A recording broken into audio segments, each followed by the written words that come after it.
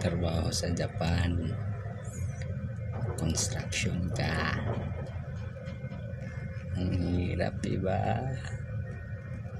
Kailangan lang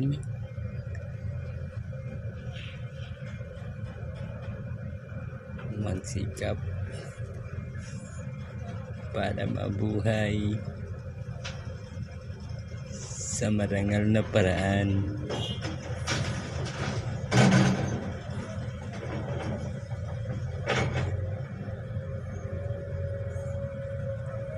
Tingnan nyo,